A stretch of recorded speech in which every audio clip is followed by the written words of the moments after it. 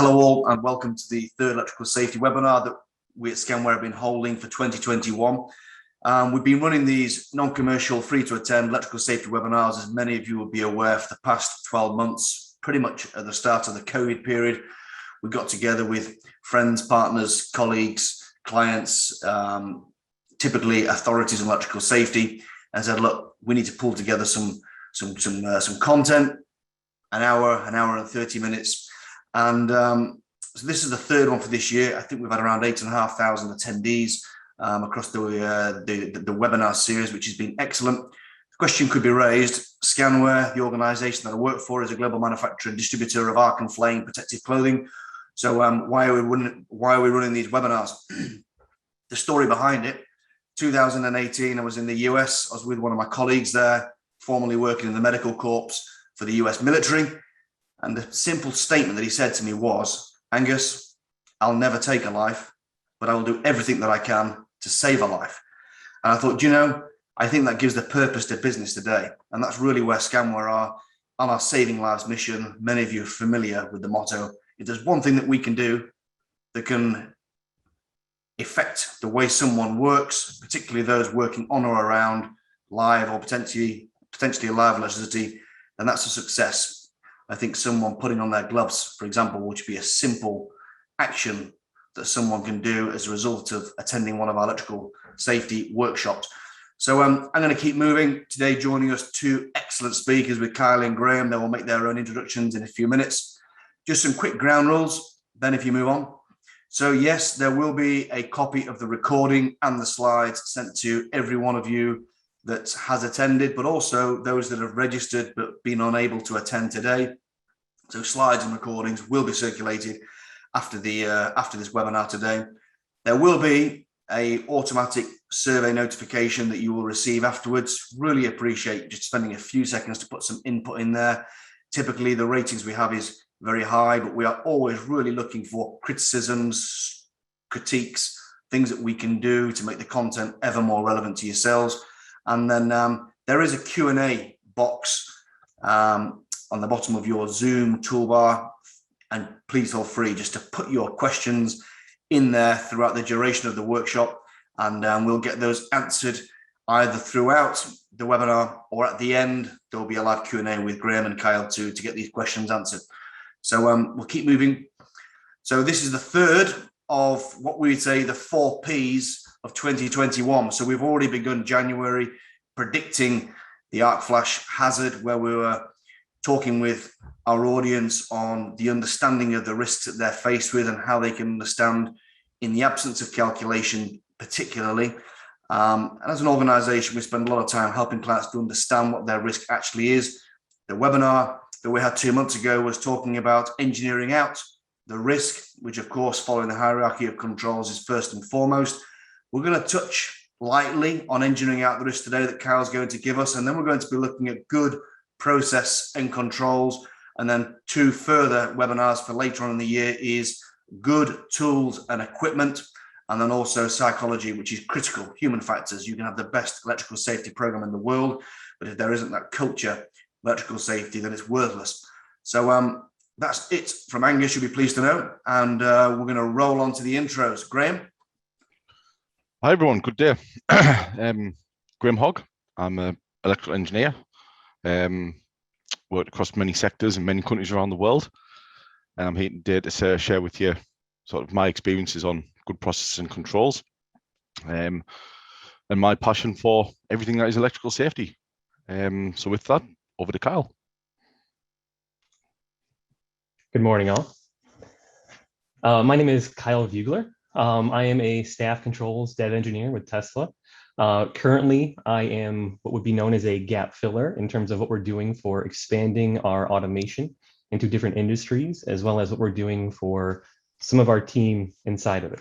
One thing I want to preface this with is I will be speaking on behalf of myself today. Nothing that I say today is a reflection of Tesla or some of our standards or some of our future programs as I move forward. Ben, if you could go to the next slide, that'd be great. So firstly, what I wanted to do is I wanted to show a brief video of what we currently do today and what I get to play with, and then we'll talk about what we do to make my playground a little bit more safe as we continue our day to day.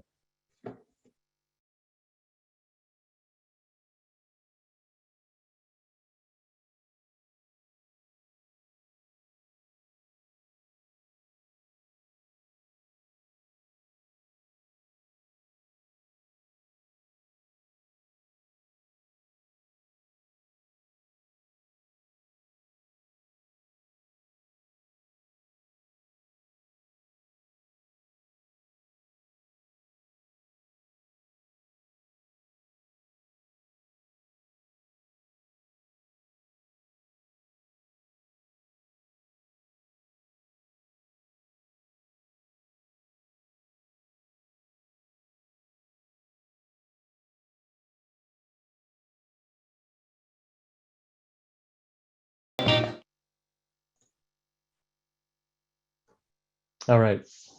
So that is what I get to do work today. I am a staff controls dev engineer within cell manufacturing. A little bit about me to further expand upon that. Grew up in Chicago, Illinois.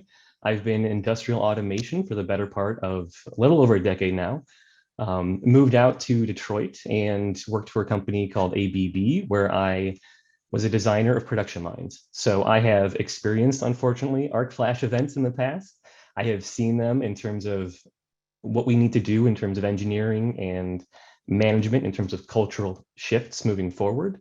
And today I just wanted to talk about a few things, and in me personally as an engineer, what I think might be some of the easiest things in terms of eliminating the hazards at an engineering level, and then briefly move into some of the managerial aspects. So the first thing I want to talk about is engineering elimination. So what can we do as engineers to design out any arc flash or shock risks to our operators, engineers, anyone working on equipment on our production floor, in an electrical room, wherever that may be. The second thing would be in terms of administrative controls. What can we do to identify some of these issues? What can we do to track or reassess these issues? And what can we do to take a more proactive instead of reactive approach to better protect our workforce? Ben, if you go to the next slide, that'd be great. All right. So the first thing I want to talk about is engineering. I want to give a few examples of what I have seen within the industry, what I prefer to use within certain aspects of design and we'll say risk mitigation moving forward. So the first thing I wanted to call your attention to are just a few key items. So in terms of elimination, as an engineer, there are a few things you can do before a program begins that you can design out some of these issues. The reason we typically want to design out an issue is within the US, we use NFPA 70E for a lot of our safety controls. When it comes to PPE, I know a lot of people typically view PPE as the first thing you do to protect your workforce. However, that should be the last thing you do. The first thing you should be doing is engineering out that risk, putting in administrative controls, and then lastly, when all else fails, you put on 8 cal, 40 cal suit, whatever it might be.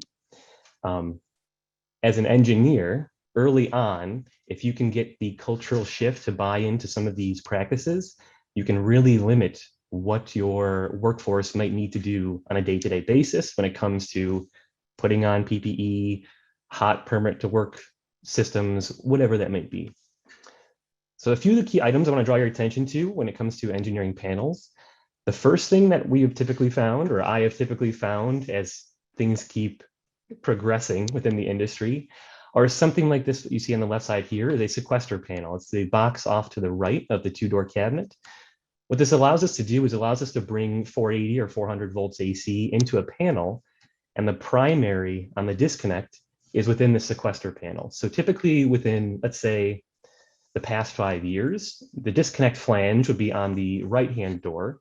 When you turn off that disconnect and you open up the panel as an engineer, debugging commissioner, you still have energized conductors on the primary of that disconnect.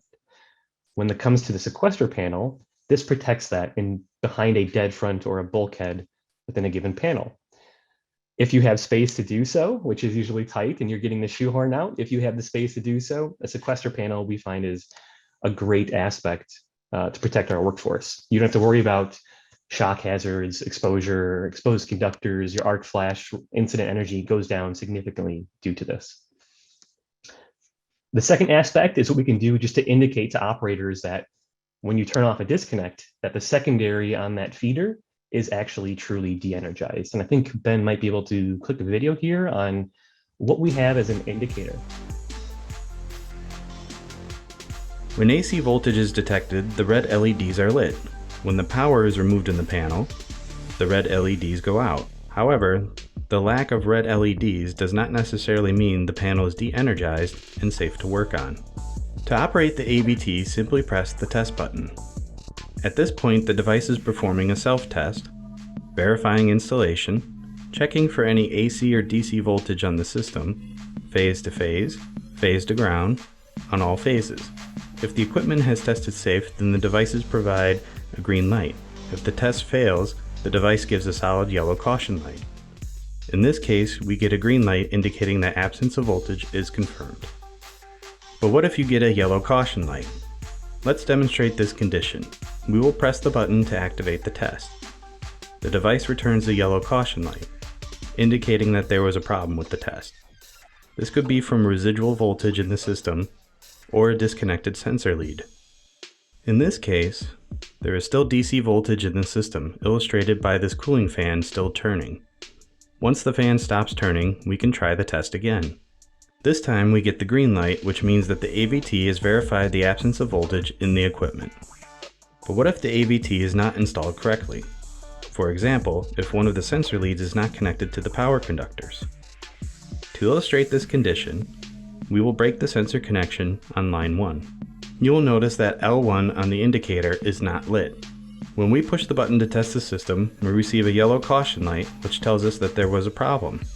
In this case, there is not any residual energy in the system. Therefore, the problem would be with the tester installation.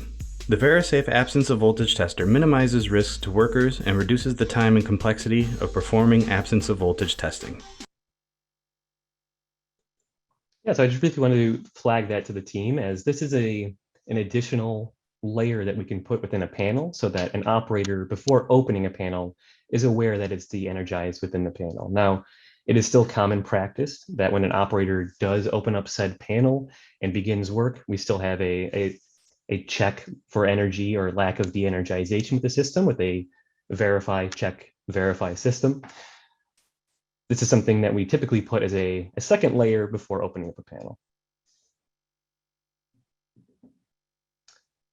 A few other items that I have typically come across that may be useful for the team here are switch-weighted connectors. This example here is from a company called Meltrick that manufactures quick disconnect cabling that is NFPA rated. So we can disconnect under load, which is extremely applicable within the system. I would say the one downside is they are not keyed. So you do have to be cognizant of the amperage or the branch circuit system that these hook into. Another aspect is there's a certain amperage range where these become cumbersome or maintainable in the future. But within a given system, what this allows us to do is we can drop panels from our facilities team. We can space protect bulkhead fittings or different connectors to a branch system.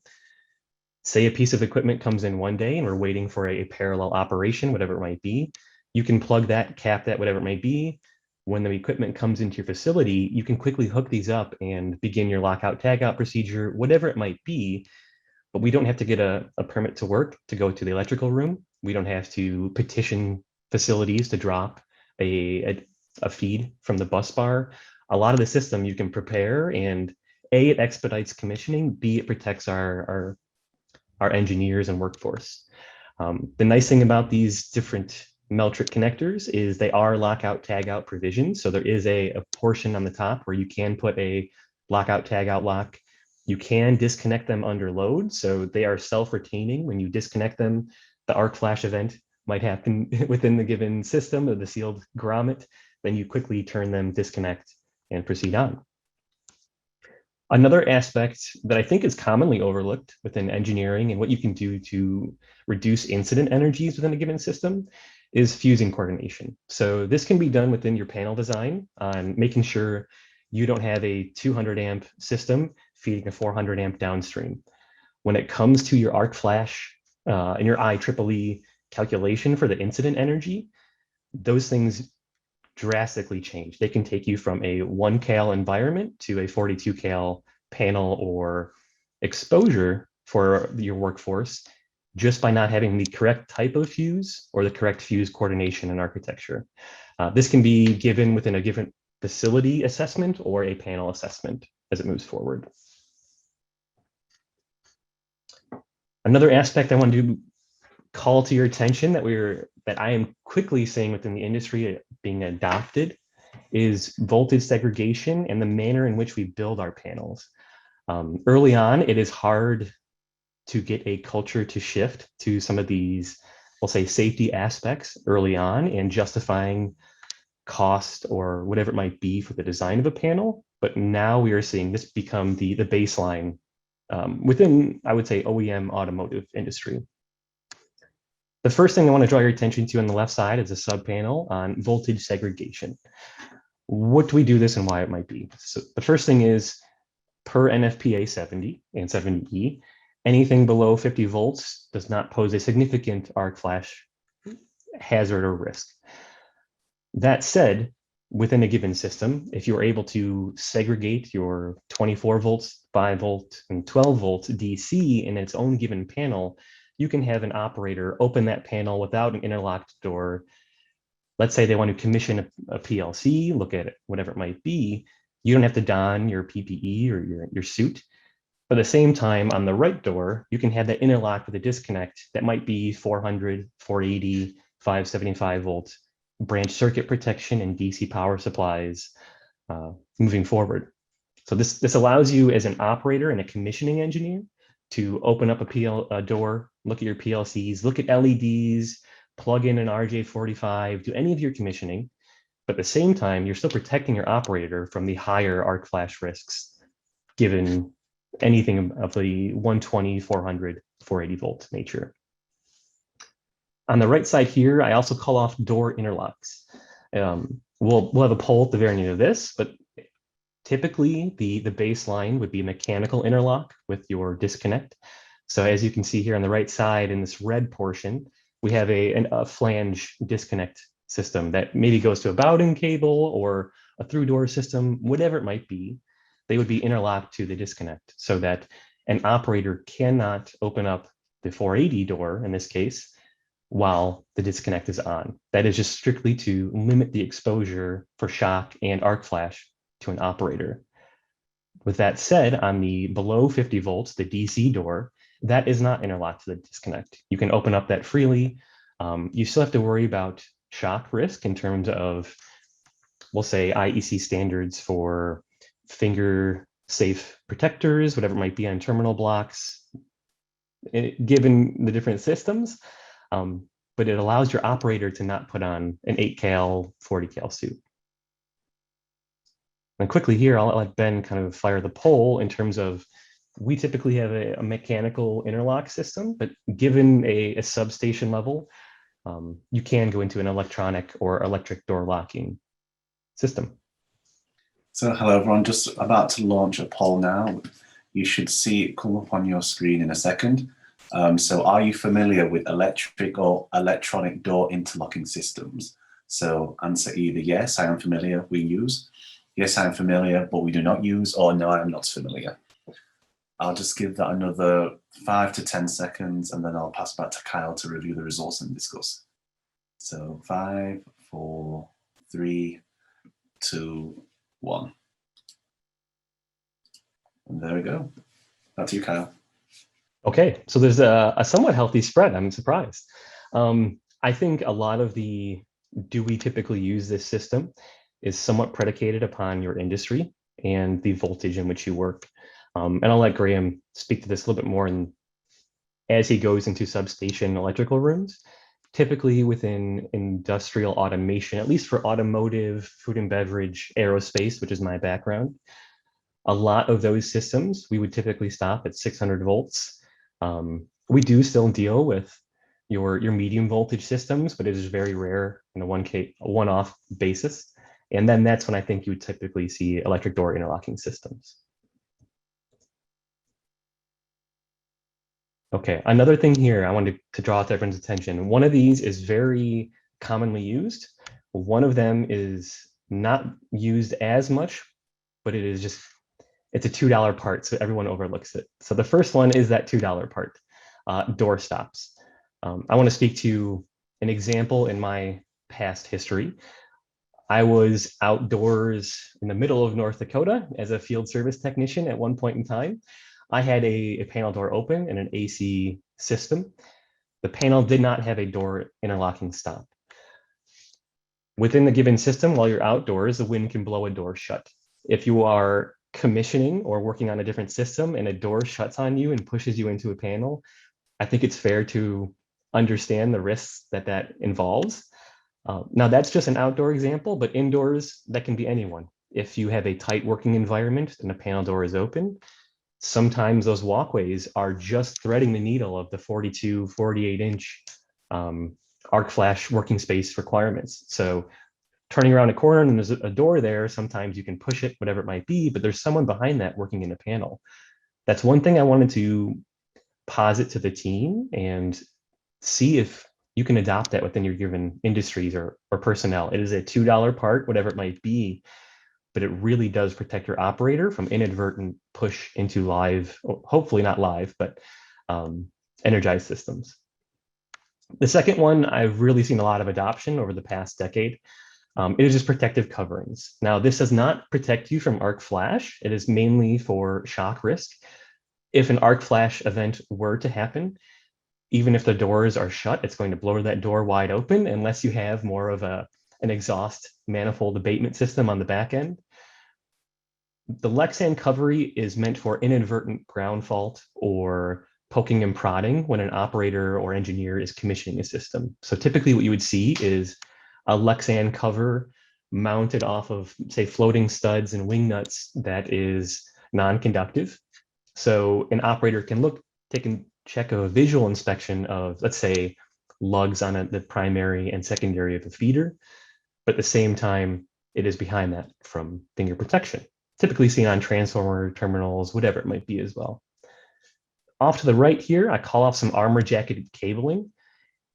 If you recall to a previous slide where I have the sequester panel, when a system drops power to a given panel, on that primary within the panel, if there is no sequester panel where it's off to the side, that is technically still energized, even though the disconnect is turned off.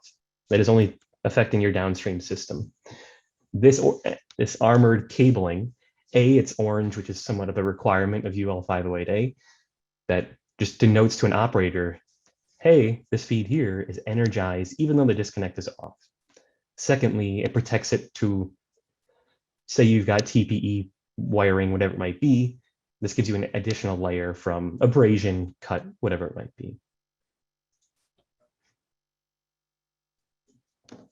Lastly, I wanted to summarize what you can do with a panel and easily justify to procurement, supply chain, whatever it might be for your management team, and how you can design a panel in a better way to remove $50,000 worth of 30 cal suits, whatever it might be.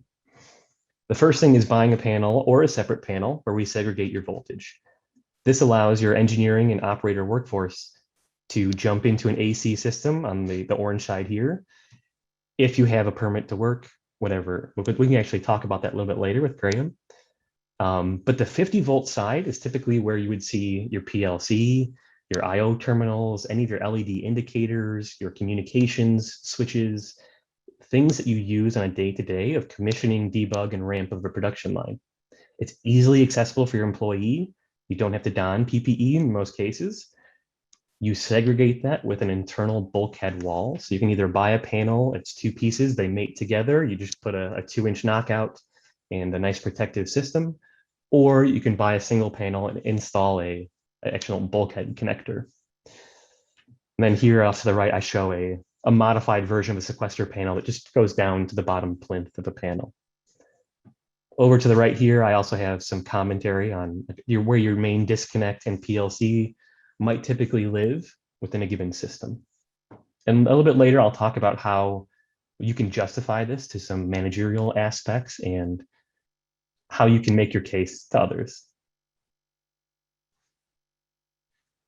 So the next slide, speaking of others, is What can the management team do to isolate risks and educate our workforce?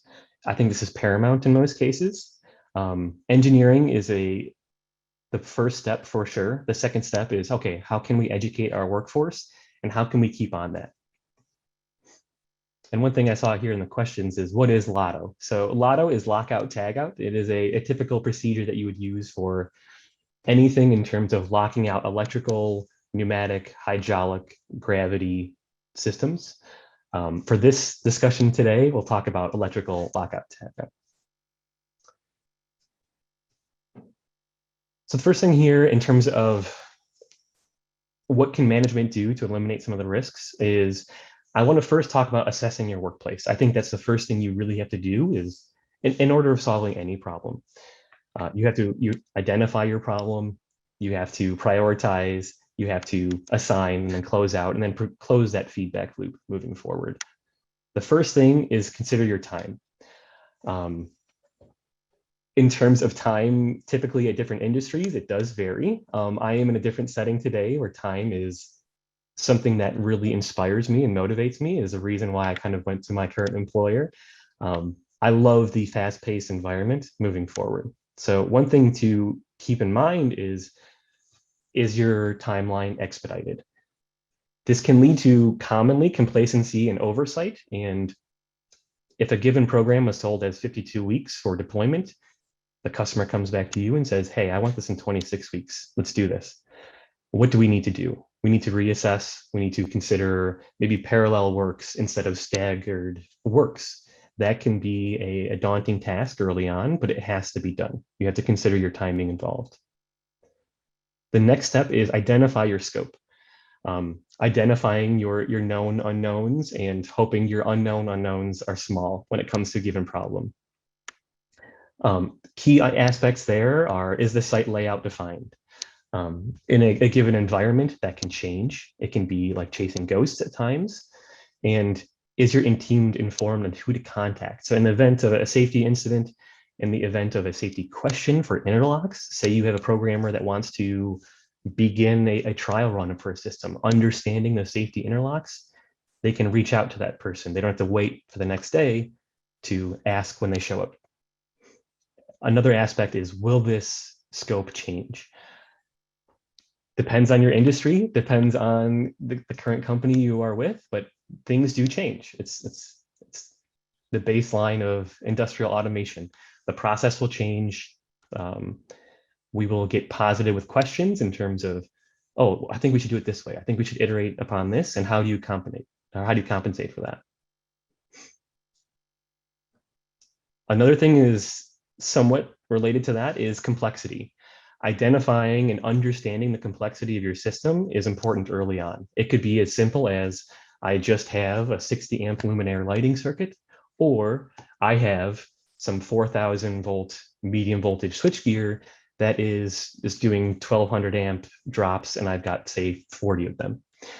It is of the utmost importance to understand complexity. The last thing you want to do is go into a program and not understand, oh, I have an ATS system or a transfer switch. I had no idea I had power I had to consider on a different branch for a system. Also with that, complexity can create confusion. It's just, they come part and parcel with one another. The second thing is understand and have a united front when it comes to team alignment on who needs to do what and when. This can typically be done with a standard whiteboard meeting in the morning. It can be done via a Teams stand-up virtual review, or it could be a more established procedure of a handoff permit to work meeting dedicated solely for that purpose. The next thing is, will mitigation efforts change? If you're accommodating for a 1,200 amp system to come in whatever day that might be, it comes in a month ahead of time. It is important that you understand how that affects your system. How does that change your day-to-day? How do we either avoid or how do we embrace and change moving forward? The last thing I want to call off here is something that I'm currently learning, is moving into new industries. I thought I knew everything when it came into OEM automotive manufacturing. And then now with the current industry, we're looking further upstream in terms of, okay, what is 10 years out? What is 15 years out? What does automation look like in that environment? The machinery is definitely changing. How do you go from discrete manufacturing to process manufacturing? If you want to take something and go from the base fundamental of that system and have a full product, it is not the standard OEM automation moving forward. There's certain things you need to know within a given process industry or whatever it might be. There's different safety aspects. It's not your PLD or PLE. You can go to SIL 1, SIL 3 safety levels. It's important to understand what your industry requires of you. And I think one of my last comments here is in terms of education. I think this is really important for a company. It is hard to get people to buy into, but once you make your case and you start to see those justifications and outcomes, it can drastically change the manner in which your workforce approaches a problem. So here I have a few examples of like a stop, take 5, a brief assessment, understanding or enrolling your workforce into an NFPA 70E, or for us in the US at least, an OSHA 10 or OSHA 30 risk assessment or training event. That is incredibly important. For every single employer I've always worked for, there is at least a 1-week environmental health and safety onboarding that may go through arc flash, shock, the physics of electrical systems. What does that do to your body? What are common tools? What are common PPE? That is very important for your workforce to know. They might be coming fresh out of university, and typical automation or within our industry is not commonly taught to the extent that we have, that you can learn on a day-to-day basis. And then also, regardless of experience, it is important that you do so. I don't care if you're a journeyman electrician or a master electrician for a given.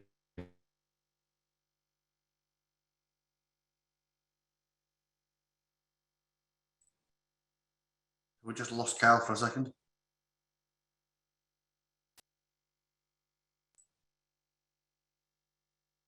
We'll just give him a few seconds. I think he's nearly at the end of his run. Is that right, Ben?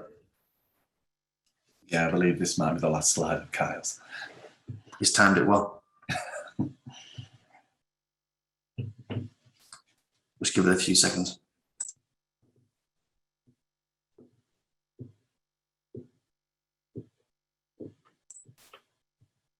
I'm sure we won't mind, but we're going to keep on rolling. Is that all right, Graham? So Ben, if you just move on a slide.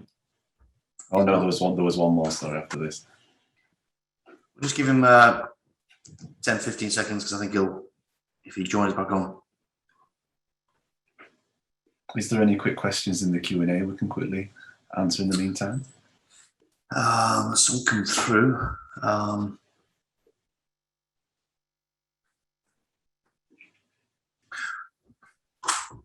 Oh, he's back. A warm welcome, Kyle. My apologies there. So one thing I'm very relieved, because I wasn't sure that I had the competency to carry in your slides. No. One thing I should preface this is I just recently moved down to Austin, Texas, and it feels like everyone in the United States is moving to Austin, Texas, and all new homes popping up. So my internet is rather dodgy for the current week. Okay, I digress. The next step is in terms of lessons learned. It is important that you close that feedback loop. I don't care what your education level is within a given company. We're going to send you to training. We are going to identify key safety events that are happening throughout a company or a workplace. We're going to be taking a more proactive instead of reactive approach. I know of past years of past might have been more reactive, but we're seeing to me, it might feel as if a wave of support when it comes to safety in the workplace moving forward, which is great to see. Coming from someone who has maybe seen an arc flash event up close, it is important that you change the culture of some of your engineers. Just explaining lessons learned and showing work studies and work cases to others allows you to be prepared for, especially when you're coming to scale and say, I've got a certain piece of equipment, I want to do this 100 times bigger. Those problems are going to be more prevalent. You need to identify them when you can say them at the 1x instead of the 10x and 100x. It makes it much more manageable. So that's how you would implement those systems. And then the last two here that I want to talk about before I lead over into Graham's portion of the presentation are operating procedures. If you have the time to do so and you can standardize some of these operating procedures, it will A, limit confusion, B, it will more often than not change your commissioning plan in a more efficient manner.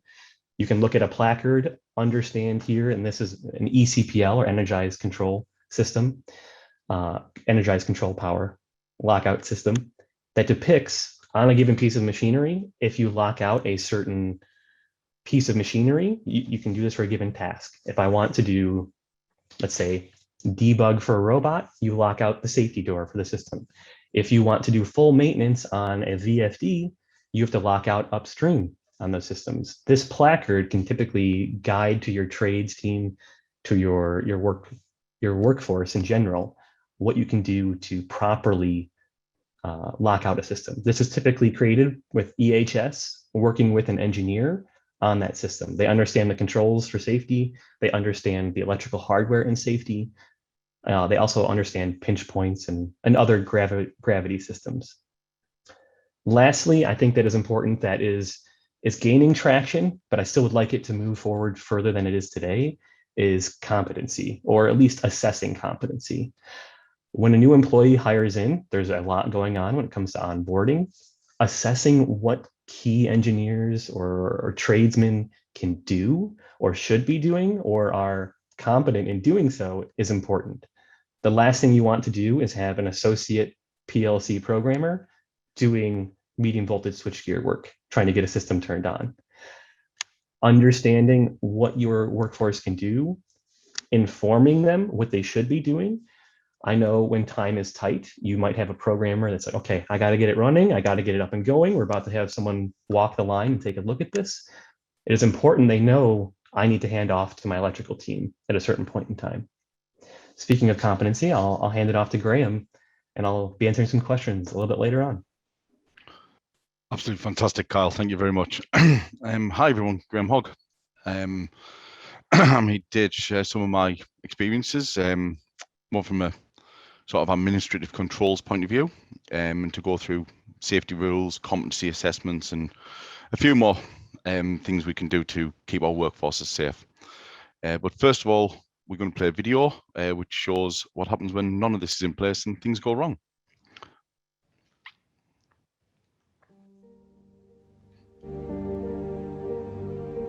I've been an electrician for about 18 years now, and I'm very confident in what I do, and I still ended up in hospital.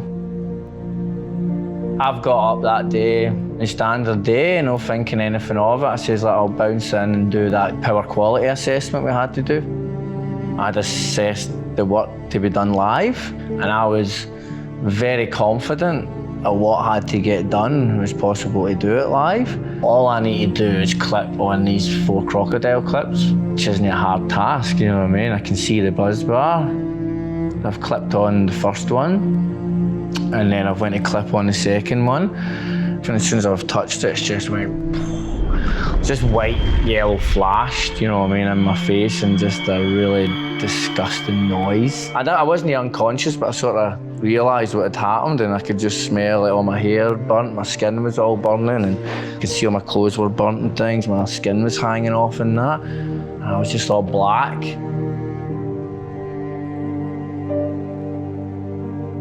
So when I first found out that he'd had the accident, I was at work, but when I answered the phone, I couldn't actually understand what he was saying. It was all gibberish, but all I got was, I'm in a bad way, I'm being taken to hospital. I just panicked, yeah.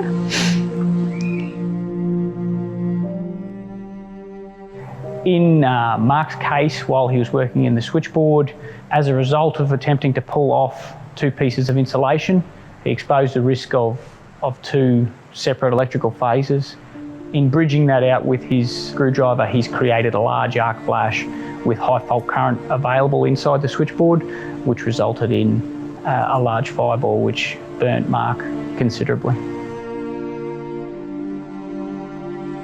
When I first walked in to see him, he was in a hospital bed and he was just black, and his hair was singed. And the injuries that I actually sustained would have been, it was actually 12% body burns, so that involved skin grafts. For that to heal, they cut all your, they grind your skin off and then lay that on top of the burns. so the next day after the skin grafts, as soon as I walked into his room in the burns ward, he was just head to toe in bandages. He looked like a mummy.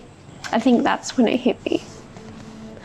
The first week was not an enjoyable time. I was on splints, you know, in full arm splints, leg splints, couldn't even pick my own nose. Every second day I had to get all my dressings took off. So you've got dressings stuck onto skin grafts or sticking to you, so you need to go into a shower and then get all wetted up to release like all the stickiness of it, and then take it off, and it just sticks to your skin, and it's sore. I didn't know what I was going to look like. I ended up in hospital for 3 weeks and off work for 3 months. And what I didn't realise then, due to what I was going through, how it had hurt Mel, how it had emotionally strained her and mentally and emotionally. It's not a nice feeling to know that the person you love is obviously upset and hurt because of what's happened to you. Mark definitely didn't realise how much his accident had affected me. A realisation of how serious it was. He could have died. Yeah, just had no idea. When Mark started having his rehab, that was hard because he had been in hospital for such a long period of time without moving. He was really happy when he called me that he told me he'd walked for the first time with a Zimmer frame, so he still had to lean on it, but I was really proud. There's also a big emotional burden that's getting put on your loved ones, whether it be your wife, you know what I mean, your family, your parents, or something like this. Puts an emotional burden on them. He loves his work. He loves to be always, you know, keeping his mind active. So when he couldn't go straight back to work, that also held some frustrations and a little bit of anger. I was really happy to see him back at work. I do want to be with him for the rest of my life, so I am grateful that he is healed. You can prevent arc flash by eliminating the hazard. Turn the power off and isolate the equipment, even if that means rescheduling the work for another time. Remember, working near energised parts can be just as dangerous as performing live work.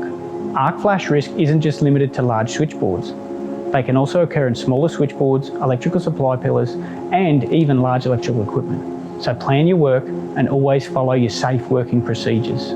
Yeah, I think one thing that I would like to get out there after my accident is just to all the other Sparkies out there, just don't work live. Don't put yourself in situations where, or like I was, just because you're trying to please the client, just because you're trying to get the job done faster. If you've got a wife, kids, family, like, it's just not worth it. Nothing's worth your life.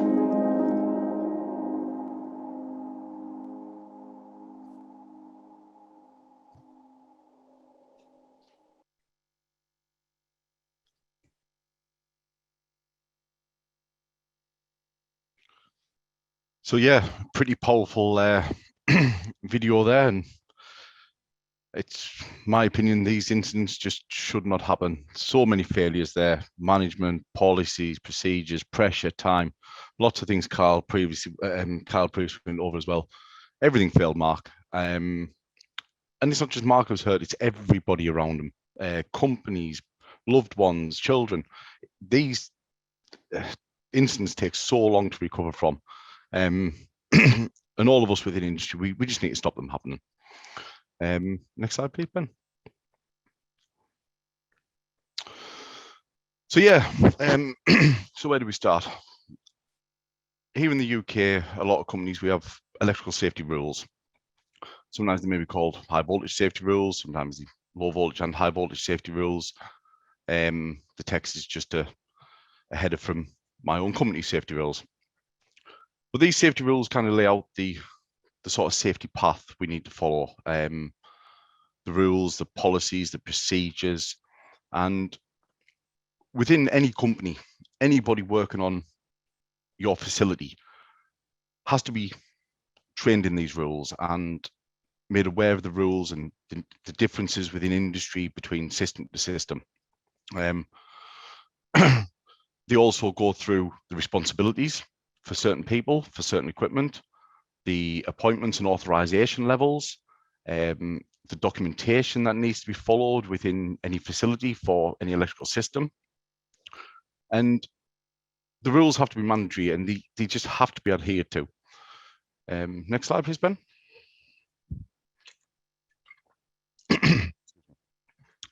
So following on from where Carl left off, one of the most important safety aspects, especially for me throughout my career, is competency. We see so many different types of electricians, not specializing in so many different areas. So competency assessments are key. And prior to anybody working in any role, we need to understand what they're comfortable working on, to what level they are trained, to what level they're experienced, to what equipment they're experienced on. You could have what you could classify as one of the most experienced electrical workers in the world. But if he comes to work on your site for you and you've got equipment he's never used before, that equipment can have nuances and they've got to be trained on that equipment. Also, as plants go through their lifetime, plants change. You buy new equipment. You've got to train your workforce on this equipment. There's changes in legislation, regulations, also learning from other instances from other incidents from other industries. You might change your procedures to be safer. So quick poll, Ben. Hello everyone again. So the second part of the poll is just about to go live now. You'll see again on your screens, do you have a formal competency assessment procedure? So yes or no. I'll give it another 10 seconds now.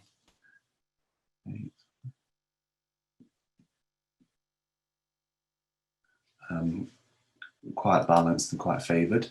So I'll share the results now. Excellent. Next slide, please, Ben.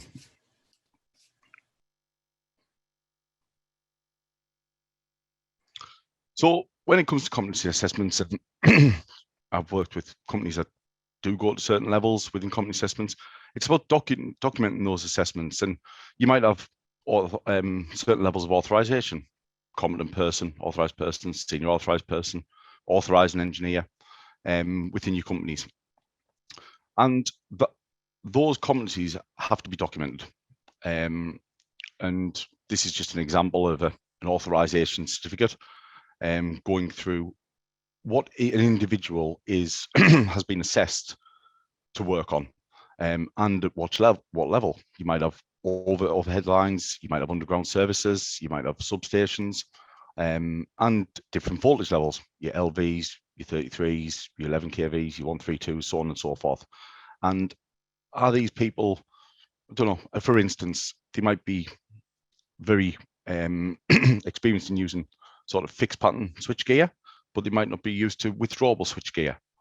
It doesn't mean that they can never work on it. It's just they need training, supervision, and to be assessed that they are competent to work on that equipment. And it's familiarization. It's like anything. It's like driving a new car. You need to get familiar. It's could have the indicators on the different side and your head wipes. Your wipers are going into the indicators. I've had that happen myself. So it's familiarization with a certain plant's equipment. It's key. Mistakes happen. Next slide, please, Ben. And that also goes, and I think this is extremely important, is contractor competency. When engaging with any contractor, we need to assess not just the company's competencies, but its individual worker competencies, and understand who's coming to work on your plant. So any given task, we can go through, and also a lot of companies will go through their financials and their previous incidents, but when it comes to electrical safety, it's my opinion, we need to drill down further. As an engineer who does engage with contractors, I need to understand what job am I giving that contractor. Identify the hazards that that contractor is going to be in front of prior to them ever coming to site, and go through my own risk assessments. What am I asking these people to do? And decide control measures and have them in place. Discuss them with the contractors. Also, you might have pre-job starts with the individual contractor electrical workers, and make sure that they're familiar with your plant equipment. You might even have to have training days with them to go through your safety rules, your permit to work procedures, your isolation procedures. You can't just expect a contracting company to walk into your site and be safe. They might be used to completely different policies and procedures. Excuse me, people.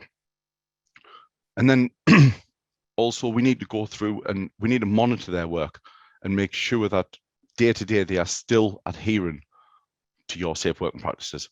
And then review. We learn from mistakes. Go through sort of questionnaires with them.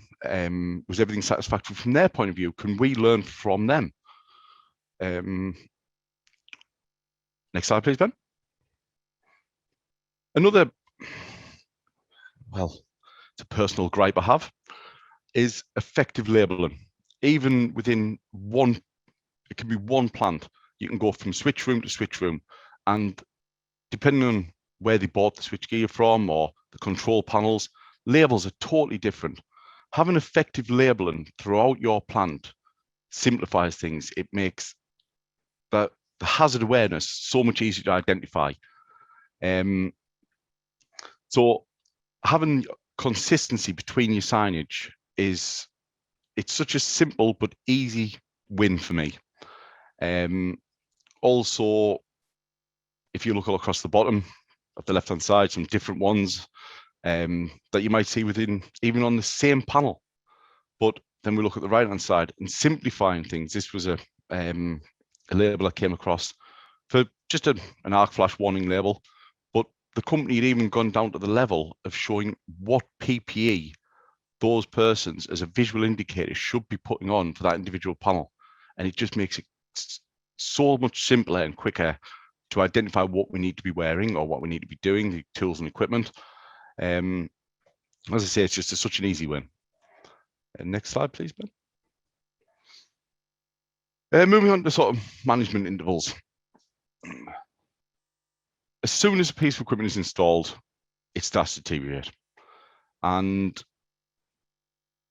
we need to review maintenance intervals as the plant moves and as the plant life grows. So one document that is fantastic for this, a lot of very, very good information, is NFPA 70B. And two pieces of equipment could be identical, but one might have a harder life. So it may need to be maintained more often. It may need to be inspected more often. But other equipment, so for instance, if you've got a maintenance regime where you do maintenance yearly, one piece of equipment might need it 6 monthly, whereas the other one can be moved out 2 yearly. So you can catch failing equipment and potential arc flash or exposed conductors. You can catch these before they happen and put them right. Excuse me. And a lot of things affect equipment. It could be the environment it's worked in, how it's being worked on. As I say, its duty cycle. Also, we may change maintenance intervals from safety concerns raised by manufacturing equipment, product recalls. All of those need to be reviewed at a given interval. Next slide, please, Ben. Now, creating a safe working zone. It's paramount to any operation we carry out in front of electrical equipment. And this utilizes many different procedures. You've got your lockout procedures. You've also got your risk assessment, your method statements, your point of work risk assessments. Excuse me. And also plan the work. So we'll see a short video. Ben, if you start to roll that.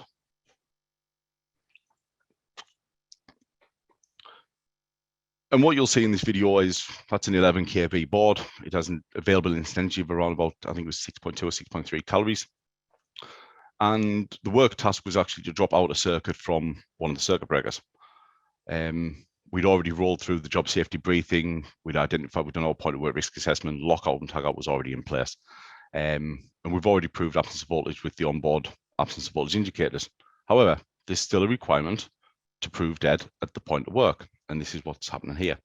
Now, there's a standby person just out of shot, but what you'll see is the safe working zone. There is voltage rate matting in place.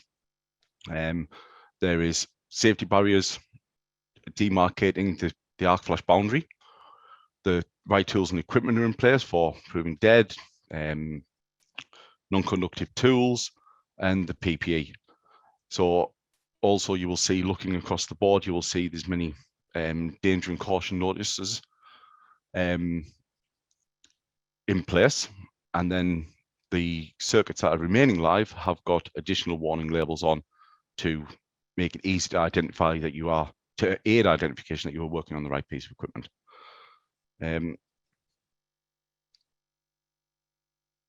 So as you can see, identifying the right circuit and calling out to the accompanying person, having the correct illumination and lighting in place.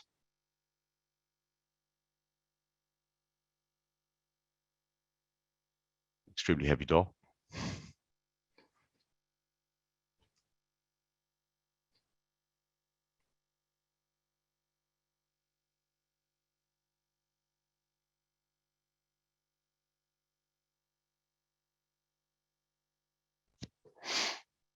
A couple of seconds left on this.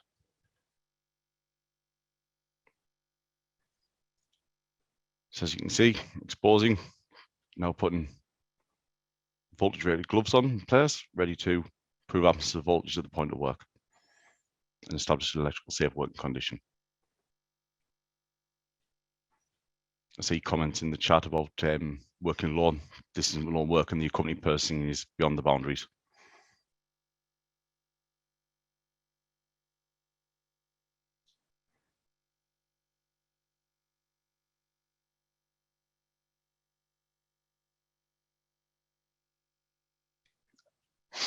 So next slide, please, Ben. So also we have safe isolation procedures. Very generic across all industries, but the rules are the same. We need to identify the equipment. We need to isolate the equipment and fix caution notices and danger notices in the right place.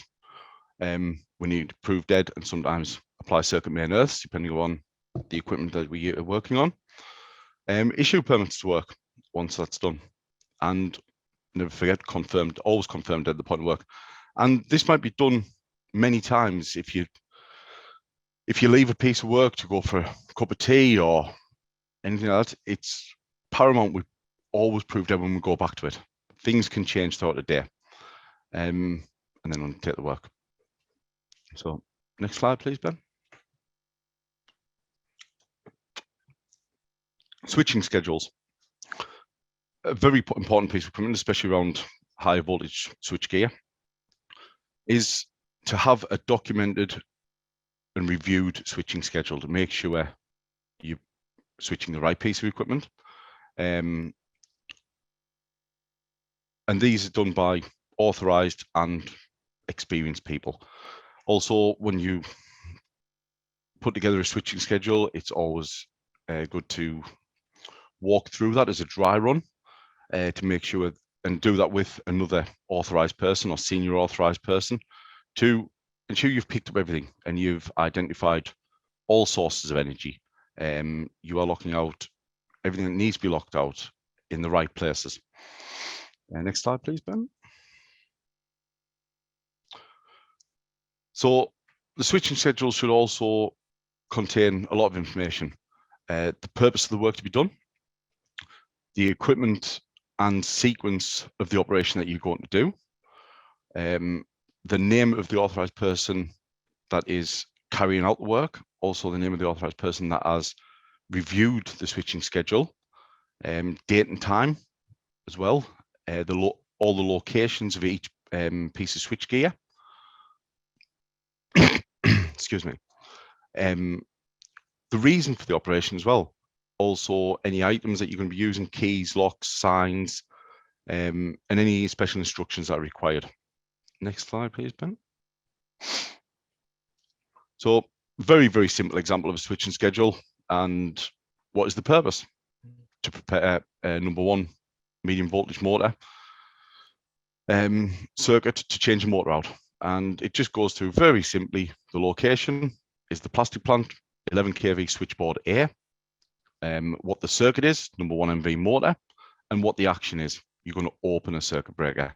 So keep it simple, but with sufficient detail to stop mistakes happening.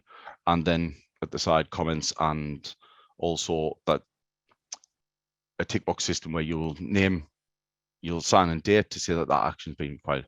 Also, we should keep a record of these isolations. So the senior authorized person at site might have a H3 switching file where he keeps all records for X amount of years of all switching operations that have happened. Next slide, please, Ben. So the importance of a permit to work, especially for myself, I mean, I've worked across many, many industries.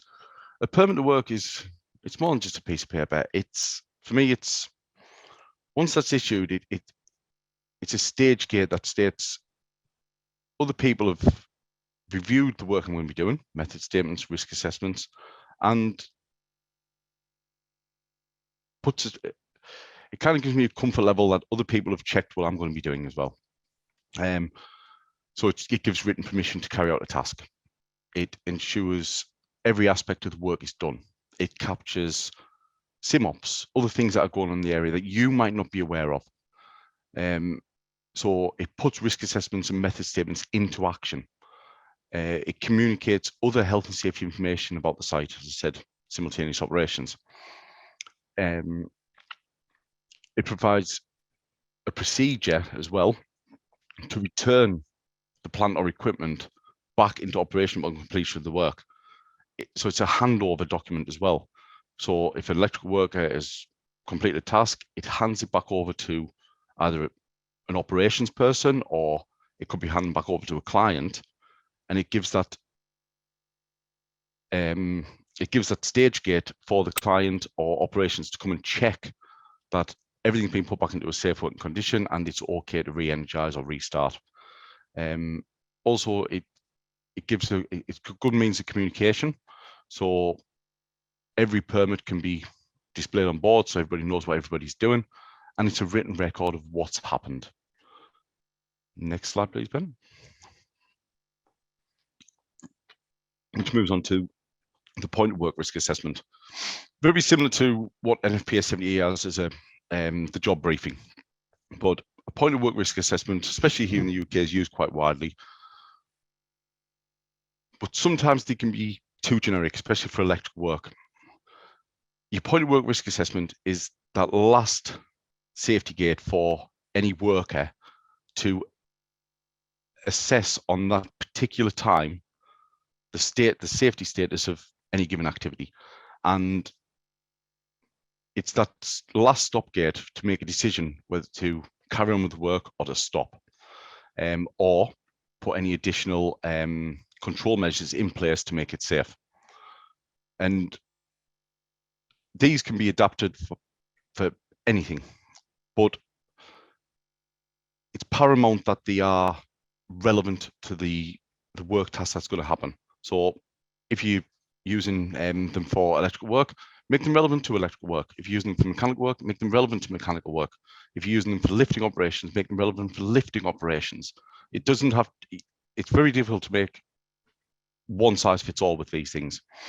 Next slide, please, Ben. We'll just look at some more of the components in detail. So simple things to ask are you authorized and qualified to undertake the work? So we already looked at competency levels. Do you have your authorization certificate to work on a given voltage level upon that plant? Obviously, if the answer is no, don't start work. Don't react to peer pressure from maybe your contracting company. You must be authorized to and qualified to carry out the work. Last check, are you at the correct plant, piece of plant or component or equipment? It's very easy, especially with switch gear. You might have switchboard A, switchboard B. It's very, very easy to sometimes get mistaken or the wrong cubicle. For instance, when you're working on the back of switch gear, always double check you're at the right component, the right tier, the right bucket. Measure twice, cut once, I suppose. Have you done the job before? I think questions like that are very, very important. Have you done that job before? No. Well, do you know how to do it? So as you can see, you build these up relevant to the task that's going to happen as well. Next part, please, Ben.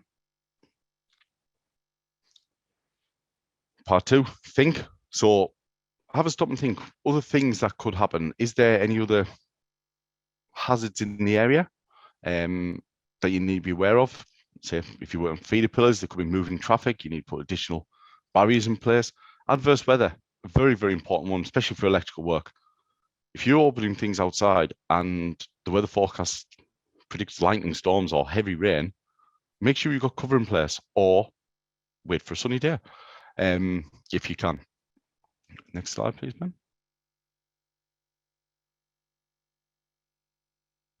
And then act. So after going through the first parts, have your people use these and identify the additional hazard, write the additional control measures, but also learn from them, review them, so that next time you see these up front. So don't just see them as a piece of paper that goes in the bin after the day's work.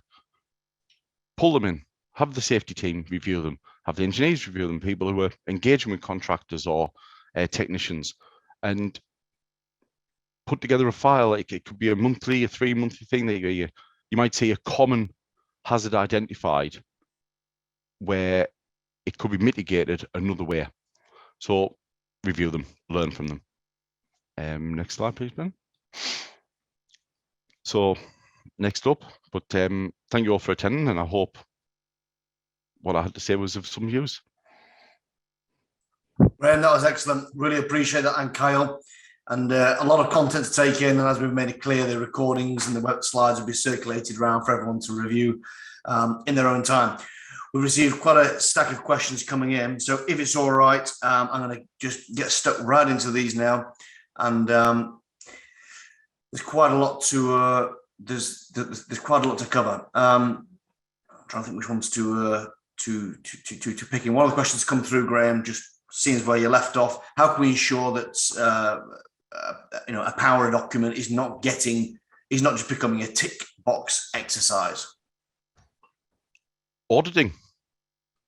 Simple as that, auditing. So I don't know, for myself, if I've engaged with a contractor to come and do a piece of work, I think I have a duty of care to actually go out and run an audit on that work. But obviously, I want to make sure the work's getting done as I've engineered it, how I've wanted it to be done, but also from a safety aspect. I should be going out at a point in time within the day or prior to starting work, setting these guys to work, and sometimes even if they're new to the site, run through the POWRA first with them, the Take 5, the toolbox talks, things like that. But it could be a month-long task. I should be going out. I should be going through the POWRA with them. It'd be good to. That's a good point. I think I'm just cramming the questions in there. Another one is around at these. The question was, sorry, one moment. It was regarding competency, actually contractor competency, but working safely in a world that we can't always get to site to visually inspect them as what they're doing, which I think probably ties in with the discussion right now. Is that if you've got the luxury of being on site where the contractors are working, but I guess if you're in a field service organisation where you've got service engineers working elsewhere, or you're responsible for multiple sites, if anyone's got any words of wisdom as to how you overcome that, where you can't physically audit them yourself. It's a challenging world right now, isn't it? It is. And yes, it is difficult. So in a field service environment, you can't always go out or have the resource to go out and individually review each individual contractor's person. But prior to that contractor sending out that field service technician, I've had it before, especially with cable jointers and things. Cable jointing companies will tend to have not the individual technicians' CVs, but they will have sort of a competency profile for these people. Also, you can ask contracting companies, may I, as an engineer, may I make a phone call to some of your previous clients about the contractor that's coming to work for me? How do these people work? Do they work safely? Do they communicate well? There's lots of different ways. It doesn't always have to be a face-to-face with an individual technician. It could be a phone call with a technician prior to them going out. A quick cup of tea or phone call, it can do a lot of things. It's very good. A couple of points thrown in here by John Vicker, which is good. Photo capture at critical points in the process, I think is excellent. Retrospective audits after work is being carried out. Customer interviews are ways to carry out audits when you cannot be on site. Gareth, you've obviously put remote audit via Teams or similar. I think those are all excellent tactics that we can all take away in this COVID world. Thank you for that. Graham, is there a legal requirement in the UK to have arc flash hazard warning labels on electrical equipment? I don't believe there is. Well, there's a legal requirement to place hazard warning labels on things, yes. Is there a legal requirement to the extent that NFPA 70E goes to? No. So it's not written down that you must put a label on a piece of electrical equipment to say that you need to wear this PPE, that this is the boundary, but there is a legal requirement to identify hazards. So if there's an arc flash hazard, it could be the arc flash triangle safety, the warning label. We put shock labels on, voltage labels. I honestly believe that yes, there is a legal requirement to identify if there's an arc flash hazard. Is it written like 70E? No, it's not. I understand. That's good. Thank you for that. Kyle, probably one for you here. Designing in safety, who should be around the table for new equipment purchase and installations? Yeah, so typically within a given system, you would have a HAZOP review. You could be reviewing process and instrumentation diagrams. You would be reviewing an EFMA or a risk assessment of a given system. The typical roles or people you would want in that discussion would be your environmental health and safety team, if you have a safety team that can audit equipment. If it is a design team, typically it might be in-house, the mechanical and process leads for a given system. If it is a vendor supplied piece of machinery, having the vendor in there to describe if we starve a burner, what are the effects there? If you have an abatement system, if this valve shuts off, what is the run out time? It is not always operator safety. There are times where it's machine or loss of containment considerations as well, which can lead into some of those discussions. Another key aspect for those would be your design team in terms of, okay, I understand why the ME and the process team justifies this as a risk. What do I need as deliverable? Is it a PLD, a PLE system? Is it a SIL 1 or SIL 3? What types of equipment do we need to accommodate and mitigate this risk within a given discussion? These can be a half-hour meeting. Typically, it's a 4 to 6 hour meeting, depending on who can get in the room. But the HAZOP meeting is a requirement for all equipment coming into the building. That's excellent. It's very, very good. Question here, should we wait until we've had arc flash calculations before any PPE is issued to the electrical engineering team? In my opinion, it's a double-edged sword when it comes to that. You can have your facility assessed at we'll say the bus bar level and say, okay, for any given piece of equipment, as long as it's not past 300 feet downstream and I don't have voltage affects, I can assume this bus bar requires 8 cal, whatever it might be. You can issue 8 cal to all of your employees as this is the maximum you'll be exposed to, depending on the system design. But at the same time, understanding that that's within reason.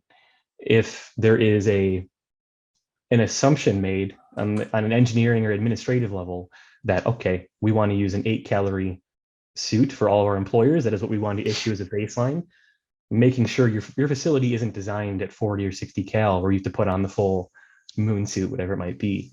That there is an expense that comes with that, and it depends on your industry. If you're working in a clean room environment, you have to have entirely different threadless or fabric systems, which you don't want to be donning a Tyvek suit and arc flash, and you don't want to become shrink wrapped, if you will. So understanding your scope early on is great, but issuing PPE, it's a case-by-case basis, but you can take a stab at it at the bus bar level of the facility. Just to add on from that, my opinion, totally agree with everything Carl's just said, but also I'm of the strong opinion that no electrical worker should be in melting clothing. I mean, I use a daily wear system personally as well, but especially as a contractor, you don't know always what the facilities had done. So I certainly wouldn't be putting electrical workers in anything that would add to the burn injury or anything else, so to say. That's good. That's helpful. Thank you for that. What competency or level of training for an accompanying safety person or person, and also identifying for what tasks you need a buddy system? Is standard save a life training good enough?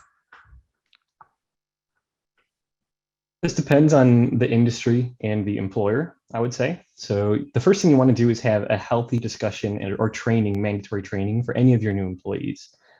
The second aspect within the US, it's kind of echoing back to the discussion earlier on, is it required for arc flash labeling? Within NFPA 70 in the US, it mandates that your employees and contractors, you protect to the utmost of your ability.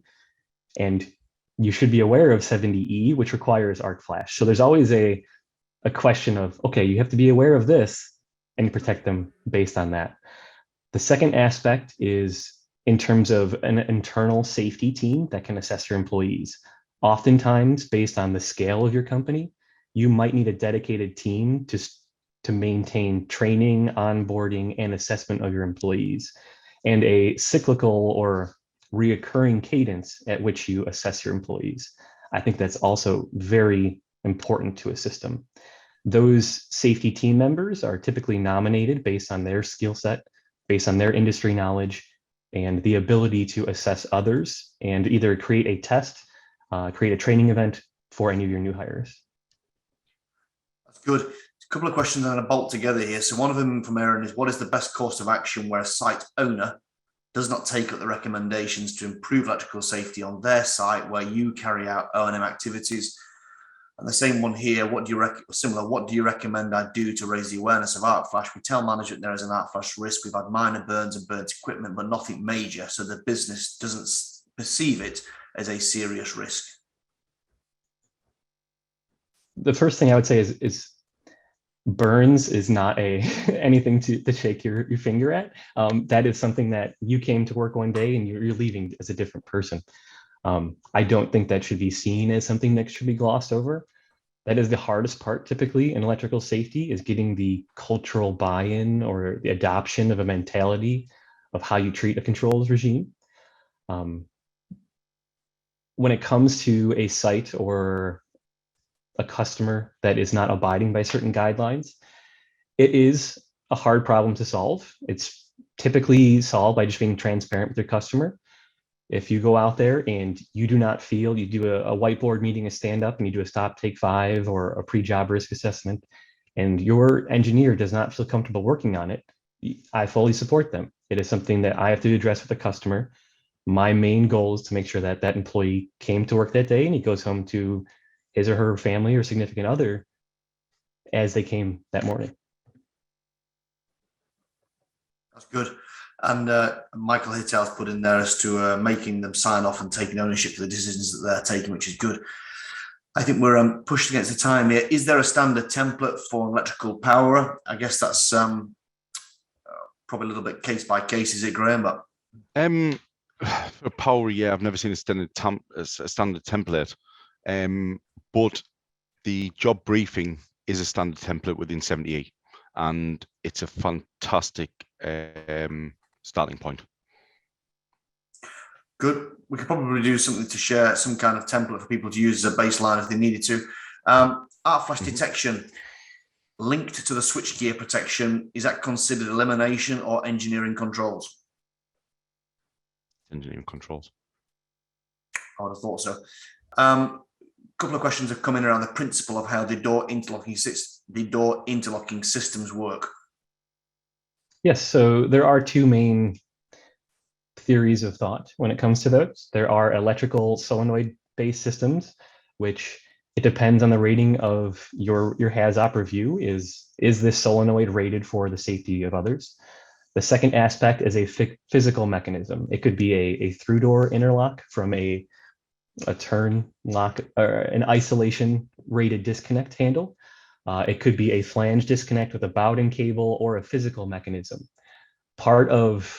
Within the US at least, part of our safety maintenance requirements are to establish a cadence at which we assess our equipment. So is it when do you need to take out thermal detection to look at switchgear or switchboards? When is it you need to assess the physical build quality of your disconnect and interlocks? Those are typically things that are encompassed within those safety checks of your building. Excellent, that's good. I think we're pretty much up to time. Question had come up as to how long it takes to become a competent electrical worker, which I guess is in Graham's eyes, you'll never become one. Well, we're always learning. I mean, I have my personal opinion on it. To become a competent electrical worker, well, I think it starts with a 4-year apprenticeship as a minimum. And my opinion is then 2 years supervised. I'm sure Kyle can expand upon that with the journeyman and master electrician route, but it certainly takes longer than a 3-week course. It, like I say, 4 years of guided apprenticeship and 2 years supervised in my eyes is a minimum. It does. And I mean, the typical practice of training someone is typically how to give them steps at which, if you repeat over and over enough times, you will be able to learn to identify things that you need to do on a given day. So training is typically just meant as a standard work through of a system. Mm-hmm.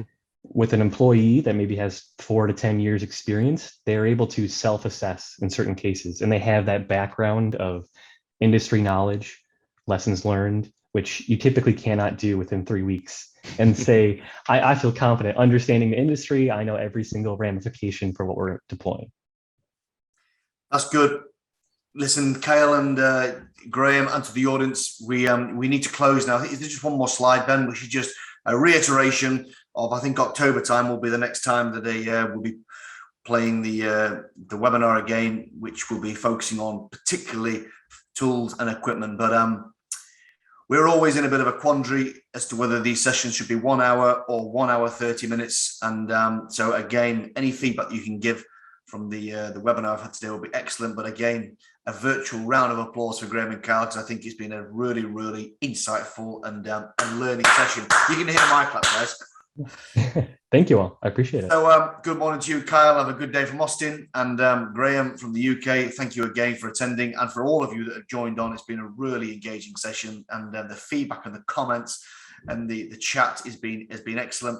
I think Phil Reader put down 1,000 years for a competent electrical worker, Graham. So we've got a few years to go. So with that, I'm just going to thank you and love you and leave you all.